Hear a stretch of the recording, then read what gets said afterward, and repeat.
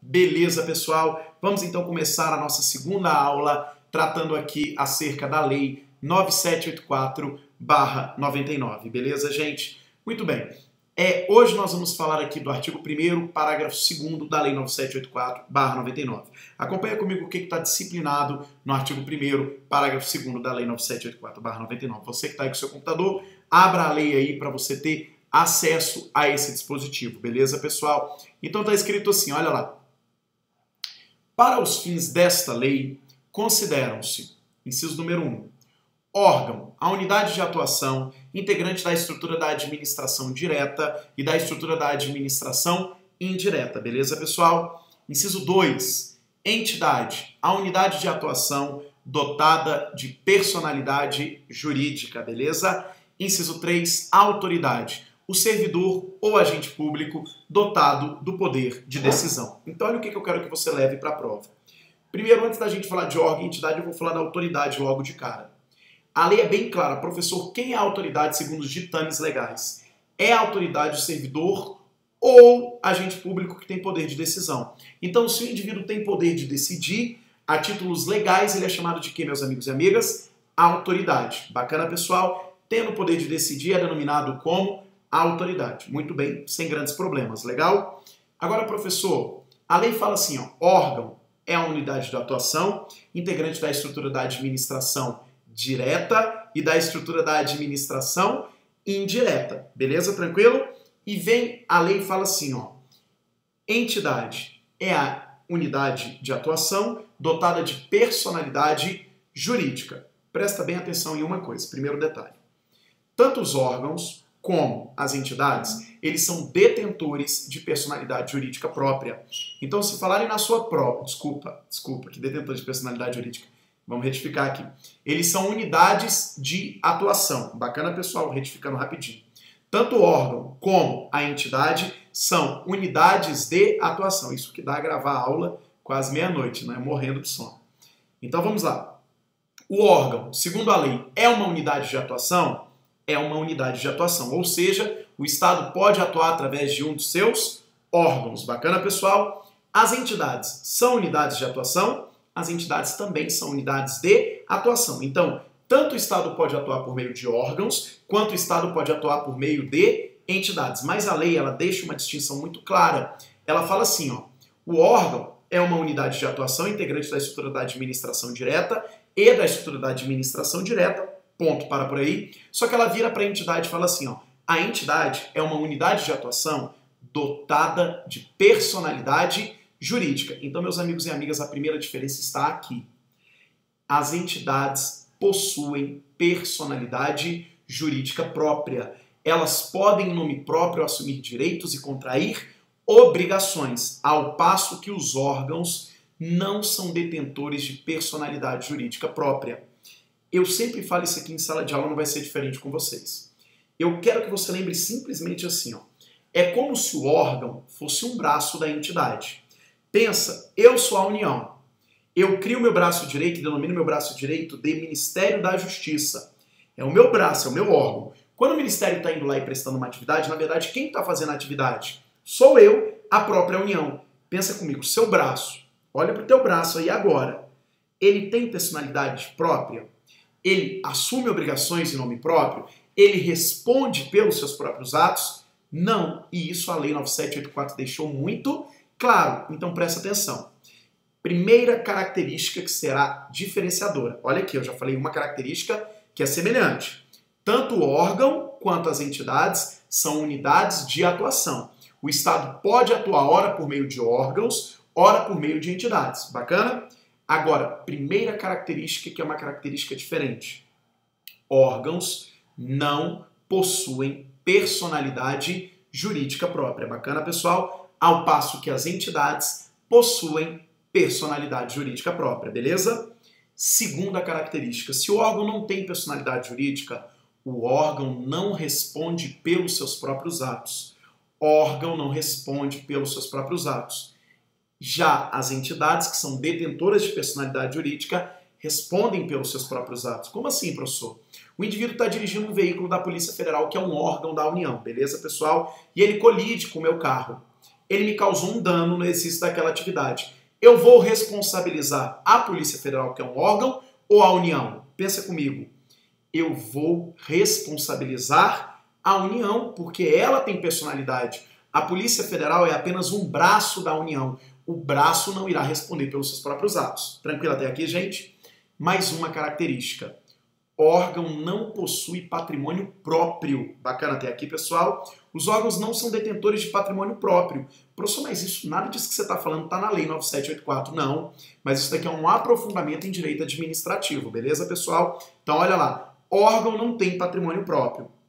Ao passo que as entidades têm patrimônio próprio, porque elas têm personalidade jurídica. Logo, podem assumir direitos e obrigações em nome próprio. Tranquilo, pessoal? Professor, regra geral.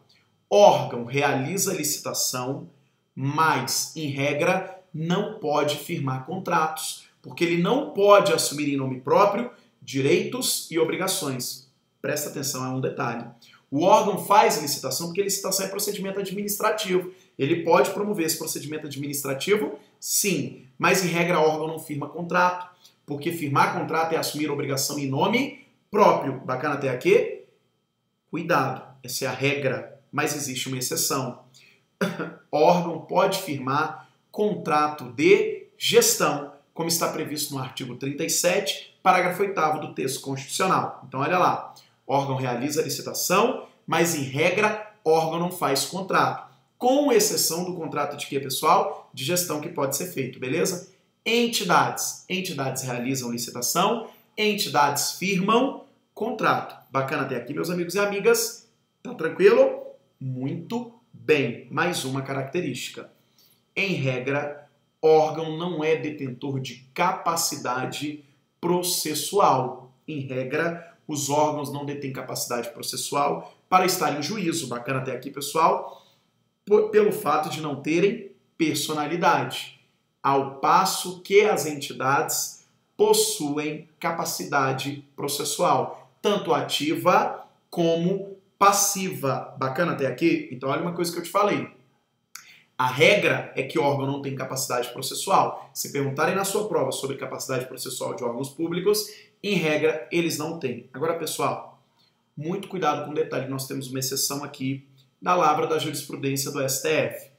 O Supremo disse que aqueles órgãos de cúpula dos respectivos poderes do Estado, chamados de órgãos independentes e autônomos, possuirão excepcionalmente capacidade processual ativa para defender em juízo prerrogativas institucionais. Então, será possível aos órgãos independentes e aos órgãos autônomos que eles defendam em juízo suas prerrogativas. Então, eles teriam excepcionalmente capacidade processual ativa. Seria possível ali, no caso, eles impetrarem mandado de segurança contra ato da autoridade coatora para defesa de suas prerrogativas institucionais. Mas se ele perguntar a regra é que o órgão não tem capacidade processual. Bacana até aqui, meus amigos e amigas do coração.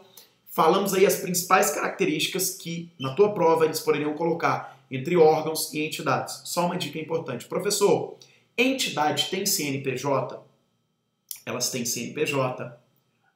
Órgão tem CNPJ? Aí você pensa assim comigo, peraí. Órgão não é detentor de personalidade jurídica, logo, órgão não tem CNPJ. Cuidado. Alguns órgãos possuem CNPJ. O que foi estabelecido pela Receita Federal? Que existem órgãos que eles são gestores de recursos públicos. Bacana, pessoal. Eles movimentam recursos públicos. Então, para fins de controle do recurso que entra e do recurso que sai desse órgão, será atribuído um CNPJ a ele. Mas cuidado. Esse CNPJ é atribuído a mero título de quê, pessoal? Fiscalização, controle desses recursos. Ele não tem personalidade jurídica, esse CNPJ é a título de controle. Beleza, pessoal? Com isso, olha aqui, finalizamos o parágrafo 2º do artigo 1º. Então, falamos das definições dadas pela lei. Beleza, pessoal? Muito bom. Falamos, inciso número 1, falamos de órgão. Inciso número 2, falamos de entidade. Inciso número 3, falamos de autoridade. Bacana até aqui, meus amigos e amigas. Agora vamos falar do artigo 2º. Presta muita atenção no artigo 2º da Lei 9784, porque a gente vai ler aqui, eu vou ler ele com vocês, mas esse artigo descreve vários princípios que são aplicados ao processo administrativo, estão contemplados nesse artigo. Eu vou tentar aqui, para ler esse artigo, modificar aqui a minha câmera para colocar aqui voltada para o computador. Deixa eu ver se eu consigo. Beleza, vai ser assim, ó. Deixa o professor deixar travado aqui. Eu vou aumentar, bacana aqui. Deixa eu aumentar aqui. Pará. Muito bem, pessoal. Vamos lá. Tá um pouco embaçado. Não vai dar certo porque tá muito embaçado. Então o professor vai ler mesmo, porque tá muito embaçado, pessoal. Se eu virar aqui para vocês, vai ficar muito embaçado. Aqui é se vira nos 30 mesmo. Aqui a gente vai fazendo assim. Beleza, pessoal? Vamos lá, então. Eu vou lendo o dispositivo com vocês e a gente vai tratando de cada um dos incisos, beleza? Beleza. Muito bom. Vamos lá. É porque eu tô no... o pessoal do Peri está falando assim, professor, mete um Ctrl aí, mas é porque aqui, como eu tô no computador, gravando ao mesmo tempo do computador e também tô gravando no celular, para os meus alunos do Periscope, estou gravando no computador para os meus alunos do meu curso. Bacana, pessoal? Então, vamos fazer assim, o professor vai lendo e a gente vai falando de cada um dos dispositivos. Beleza, pessoal? Artigo 2º da Lei 9784. Acompanha comigo aí, abre a tua lei aí, vai lá no artigo 2º.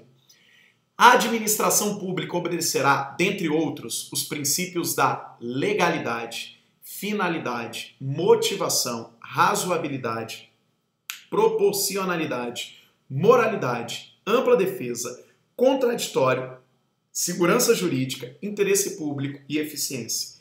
Muito cuidado com esse primeiro detalhe. A Lei 9784, ela é a lei que traz mais princípios no âmbito das legislações administrativas que você tem que tomar cuidado. Ela trata aqui de 11 princípios expressos no artigo 2º. Bacana, pessoal? Tem um modo para você memorizar. Eu criei um macetezinho para você memorizar. Eu quero que você lembre assim, ó. Fimose, olha lá, fimose interessa para contrariar o mel, beleza? Fimose, F-I-M-O-S-E. O F-I é de finalidade, o M-O é de motivação e o C é de segurança jurídica. Bacana? Fimose. Interessa, interesse público, beleza? Pra, P-R-A, proporcionalidade, razoabilidade, ampla defesa. Contrariar, contraditório, meus amigos. Mel, M-E-L, moralidade, eficiência e legalidade. Bacana, pessoal? Fimose interessa para contrariar. Mel. Presta atenção a um detalhe, primeiro detalhe importante. Veja que lá no caput do artigo 37 da Constituição Federal, existem princípios expressos que não estão aqui na Lei 9784. Por exemplo, professor, de um princípio expresso lá na Constituição que não está aqui, expresso na Lei 9784. Esta lei, ela não fala expressamente do princípio da publicidade, no caput do artigo 2º. Você não encontra publicidade. Bacana, pessoal? E você também não encontra expressamente impessoalidade. Então, olha o peguinha para a tua prova. Poderiam falar que eles, para a Lei 9784, seriam princípios expressos, não são expressos. Muito bem, vamos começar a ler cada um dos dispositivos, dos dispostos, dos incisos, no artigo 2º. Parágrafo único, primeiro. Os processos administrativos serão observados, entre outros, os critérios de... Então veja que ele fala que aquele rol ali é um rol exemplificativo que a gente pode observar outros além daqueles ali. Inciso 1. A atuação conforme a lei e o direito. Temos que atuar conforme a lei no processo. Olha aí a legalidade sendo utilizada. Bacana, pessoal? Número 2. Atendimento a fins de interesse geral. Vedada a renúncia total ou parcial de poderes ou competências, salvo autorização em lei, beleza, pessoal? Então ele vem falar aí do interesse público que tem que ser atendido quando a administração está aí, pessoal, praticando suas condutas. Ele vem falar que as competências administrativas, regra geral, elas são o quê? Irrenunciáveis. Você não poderia aí sair abrindo mão de forma total ou parcial dos poderes ou competências que foi dado pela lei para você, beleza? Muito bem. Inciso número 3. Objetividade no atendimento do interesse público, vedada a promoção pessoal de agentes ou autoridades. Olha aí. Em que pese ele não falar lá em cima expressamente do princípio da impessoalidade, Ele traz no inciso 3º uma vertente da impessoalidade. Proibição de promoção pessoal de agentes e autoridades públicas. Tranquilo, gente? Inciso 4. Atuação segundo padrões éticos de probidade, decoro e boa-fé, tratando do princípio da moralidade administrativa aí, beleza, pessoal? Atuação com boa-fé, com decoro, com probidade. Inciso número 5. Divulgação oficial dos atos administrativos, ressalvadas as hipóteses de sigilo previstas na Constituição. Ele vem falar do princípio da publicidade. Bacana, pessoal? Uma das vertentes da publicidade, essa divulgação oficial dos atos. E ele vem falar que salva aquelas situações em que se admite o sigilo na prática de atos. Muito bom. Inciso número 6. Adequação entre meios e fins. Vedada a imposição de obrigações, restrições e sanções em medida superior àquelas estritamente necessárias ao atendimento do interesse público. Ele traz aí contemplado 2 princípios: razoabilidade e proporcionalidade. Atuação de forma moderada, com meios adequados entre meios e fins, beleza, pessoal? Imposição daquelas obrigações, restrições e sanções na medida exata de que se requer ao caso concreto, daquilo que se requer ao caso concreto. Muito bom. Inciso número 7. Indicação dos pressupostos de fato e de direito que determinarem a decisão. Princípio da motivação. Exposição expressa dos fatos e de direitos que levaram a administração a praticar um ato. Muito bom. Inciso número 8.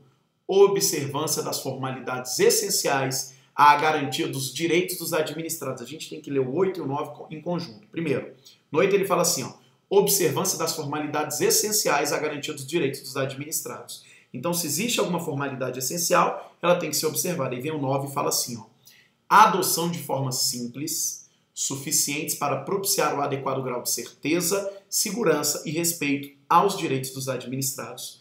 Princípio do informalismo. Na Lei 9784, em regra, os atos serão praticados da forma menos burocrática possível, salvo quando a exigência da lei de uma forma essencial. Princípio do informalismo no processo administrativo, que é diferente lá do processo judicial, não é, pessoal? Que lá ele é baseado pelo princípio em regra do formalismo, formas estabelecidas que devem ser cumpridas para que aquela demanda seja aceita. Aqui não, aqui vigora em regra o princípio do informalismo. Como o processo é o meio que você tem de chegar até a administração, nós vamos adotar formas simples e desburocratizadas para propiciar isso daí, beleza?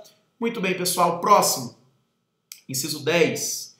Garantia dos direitos à comunicação, à apresentação de alegações finais, à produção de provas e à interposição de recursos nos processos de que possam resultar sanções e nas situações de litígio. Meus amigos e amigas, ele está falando aqui do contraditório e da ampla defesa, bacana? Veja, garantia de direito de comunicação, apresentação de alegações finais, produção de provas, beleza, pessoal?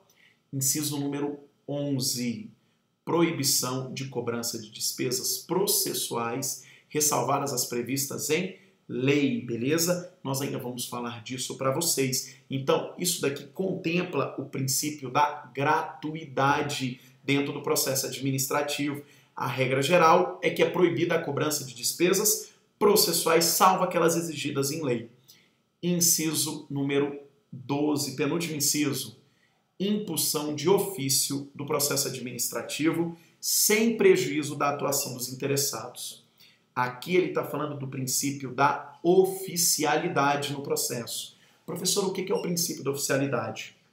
Meu amigo, a administração ela tem a prerrogativa /dever de iniciar e dar impulso de ofício aos atos do processo, independentemente de qualquer provocação do interessado.